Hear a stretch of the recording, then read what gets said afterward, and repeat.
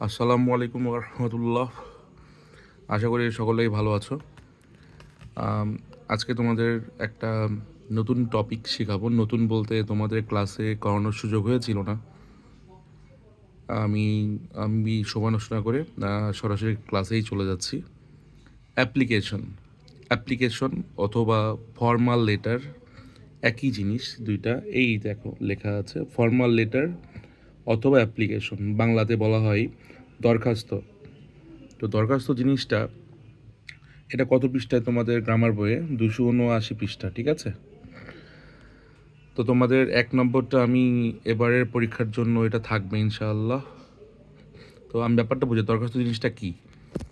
দরখাস্ত হলো কোনো কিছু আবেদন করা, হ্যাঁ, এটাকে আবেদনপত্রও বলা হয়। হ্যাঁ, আবেদন করা মানে কি, কোনো কিছু চাওয়া। এইটা বেশিরভাগ সময় স্কুল, কলেজ, কোনো অফিস, আদালত, এইসব মানে প্রতিষ্ঠান ভিত্তিক এই চিঠিগুলো দেওয়া হয়। এটা আসলে চিঠি, কিন্তু ফর্মাল চিঠি, হ্যাঁ, মানে আনুষ্ঠানিক চিঠি বলা হয় বা দরখাস্ত বলা হয়। যেমন যদি কোনো স্কুলে কোনো দরখাস্ত হয়, তাহলে কি হয়, স্কুলে অবশ্যই সেটা বেশিরভাগ সময় হেড টিচার বা হেড মাস্টার বরাবর হয়। হ্যাঁ, যেমন তোমার ছুটি লাগবে, এটা একটা দরখাস্ত দিই না আমরা। তারপরে তোমার ছুটি তুমি কাটিয়ে ফেলেছো, আগে থেকে আমাদের ইনফর্ম করানি স্কুলে, এর জন্য তুমি একটা দরখাস্ত দিচ্ছ। তারপর স্কুলে কোনো ক্যান্টিন লাগবে, স্কুলে কোনো কিছু লাগবে, ঠিক আছে। এগুলো সবই হচ্ছে দরখাস্তর আন্ডারে পড়বে, বুঝতে পেরেছ? এখন দেখো, আমি তোমাকে সরাসরি 1 নম্বর যে দরখাস্তটা আছে অ্যাপ্লিকেশন, সেটা আমি পড়ে শোনাচ্ছি। Write an application to your head teacher requesting for leave in advance. তোমাদের এই বইটা খুব ভালো। কোন দিক থেকে? প্রত্যেকটা জিনিসের, বেশিরভাগ জিনিসেরই বাংলা দেওয়া আছে। এটার বাংলা হচ্ছে অগ্রিম ছুটি চেয়ে প্রধান শিক্ষকের নিকট আবেদনপত্র লেখা। এটা বাংলাটা কি হচ্ছে আমি তোমাকে বলি। মনে করো তুমি আগামী পরশু দিন তোমার বোনের বিয়ে বা তোমার আঙ্কেলের বিয়ে, বা তোমরা কোথাও বেড়াতে যাচ্ছ বা ঢাকাতে যাচ্ছ কোনো কাজে, তোমাদের ছুটি লাগবে না? স্কুল থেকে তো ছুটি চেয়ে আগে থেকে অনুমতি নেওয়া লাগে, ছুটি চেয়ে, বুঝতে পেরেছো? তা নাহলে তো তোমার জরিমানা হতে পারে, বা কোনো ফাইন, জরিমানা আর কি হতে পারে, বা কোনো পানিশমেন্ট থাকতে পারে। সেজন্য আগে থেকে বলতে হয় যে স্যার, আমি এই কাজে আমি থাকবো না, আগামী 11 তারিখ থেকে 11 তারিখ পর্যন্ত আমার ছুটি লাগবে। এই দরখাস্তটা হচ্ছে এই দরখাস্ত, ঠিক আছে। এখন দরখাস্ত লেখার সিস্টেমটা আমি তোমাকে ভালো করে বুঝিয়ে দিচ্ছি, ভালো করে দেখে নাও। দরখাস্ত একটা সময় ছিল কিছুটা কিছুটা জিনিস বাম দিকে লিখতো, কিছুটা জিনিস ডান দিকে লিখতো। এখন যে সিস্টেমে তোমাদের করতে হবে, সব একদম বাম দিক থেকে শুরু হবে, প্রত্যেকটা লাইন বাম দিক থেকে শুরু হবে। হ্যাঁ, সর্বপ্রথমেই থাকবে তারিখ। দেখো তোমাদের বইটা খুললেও দেখতে পাবে, প্রথম তারিখ দেওয়া আছে। হ্যাঁ, লেখা আছে 21 এপ্রিল 2026। তারিখটা তোমরা তোমাদের মতো দিবা। কথার কথা, যেদিন তোমরা পরীক্ষা দিচ্ছ, তোমরা সেই পরীক্ষার তারিখ দিতে পারো, কোনো সমস্যা নেই। মানে পরীক্ষা যখন লিখবে এইটা অ্যাপ্লিকেশন, তখন যে তারিখ থাকবে সেই তারিখও দিতে পারো, বা তোমাদের ইচ্ছা যে কোনো তারিখ দিতে পারো, ঠিক আছে। তোমরা যদি মন চায় যে 2025 সালের তারিখ দেওয়া, এটা কোনো সমস্যার কিছু না। হ্যাঁ, তারপরেই দেখো লিখেছে দ্য হেড টিচার। হ্যাঁ, এখানে একটা সময় টু লিখতো আগে, তো এখন টু আর লেখে না। তো টু লেখার দরকার নাই, যদি কেউ লিখতে চাও আমি মানা করবো না, ঠিক আছে। তো প্রথমে তারিখ, তার নিচে হেড টিচার। এখন দ্য হেড টিচার, সরি, এটা পদবি, তো দা লিখতে হবে। তো দা হেড টিচার, কিন্তু এখানে দা হেড টিচার হতে পারে, দা প্রিন্সিপাল হতে পারে, দা হেড মাস্টার হতে পারে। এটা ডিপেন্ড করবে কার উপর আমি বলি। এই দেখো তোমাদের প্রশ্নতে দেখো লিখে দিয়েছে, প্রশ্ন লিখে দিয়েছে, খেয়াল করছো? যে অ্যাপ্লিকেশনটা কার বরাবর লিখতে হবে, হেড টিচার বরাবর। এই জন্য এখানে দা হেড টিচার দিতে হবে। হ্যাঁ, তার নিচে যদি তোমাদের তার তার নিচেই হয় হচ্ছে স্কুলের নাম। তোমাদের এখানে যদি প্রশ্নে বলা থাকে স্কুলের নাম দেওয়া থাকে, তাহলে সেটাই দেওয়া লাগবে। যদি দেওয়া না থাকে, সেক্ষেত্রে তোমাদের যে কোনো স্কুলের নাম দিতে পারবে, আমাদের স্কুলের নাম দিতে পারবে, কোনো সমস্যা নেই। তো এখানে সিস্টেম হচ্ছে, প্রথমে স্কুলের নাম লিখবে, তার নাম লেখার পর একদম শেষে কমা দিয়ে জেলার নাম লিখবে, অথবা এটার মতো করবে।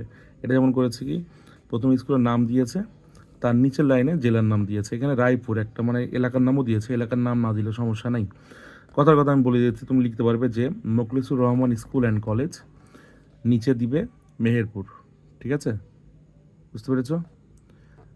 তারপরে হবে সাবজেক্ট। সাবজেক্ট মানে কি? বিষয়। এই বিষয় কি? তো তোমাদের বাংলা, ইংরেজি, অঙ্ক এই সাবজেক্ট না কিন্তু। এটা হচ্ছে দরখাস্তের সাবজেক্ট। দরখাস্তের বিষয়টা কি? আমার দরখাস্তের বিষয় হচ্ছে অগ্রিম ছুটি চাওয়া, তাই তো?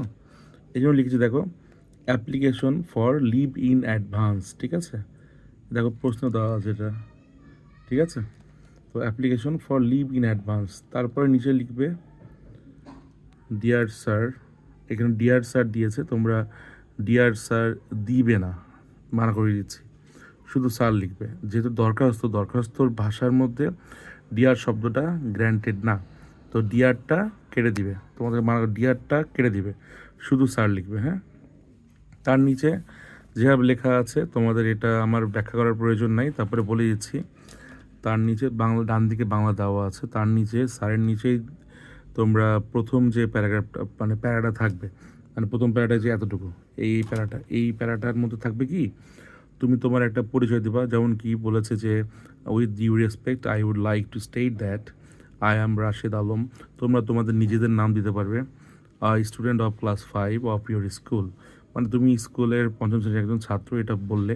তারপরে বললা কারণটা কি। এখানে বলেছে যে তার মা অসুস্থ এবং বলেছে যে সে তার বাড়ির বড় ছেলে, তো তার মাকে হেল্প করার জন্য, কিছু মেডিসিন দেওয়ার জন্য আর কি, I need to help my mother to take her medicine. আচ্ছা, তার মাকে ওষুধ নিয়মিত মানে খাওয়ানোর জন্য তাকে হেল্প করতে হবে, এই জন্য সে আসতে পারবে না পরের 2 দিন, তাই বলেছে, এই জন্য সে ছুটি চাচ্ছে। তো প্রথম প্যারাগ্রাফে কারণ দর্শাতে হয়, মানে কারণটা কি তোমার ছুটি নেওয়ার দরখাস্তের, এটা বলতে হয়, হ্যাঁ? এটা বলার পর যেখানে শেষ হবে তারপরে ফাঁকা থাকবে, পরের লাইনে আবার লিখতে হবে এইভাবে, দেয়ারফোরের বাংলা হচ্ছে অতএব। মানে তুমি এই প্রথম প্যারাতে তুমি কারণটা লিখবে, কি কারণ, তারপরেরটায় আবেদন করবে যে আমার এই কারণের এই কথা বিবেচনা করে আমাকে জনাব ছুটি দিবেন, দয়া করে ছুটি দেবেন, এটা হচ্ছে লাস্টের কথাটা, হ্যাঁ?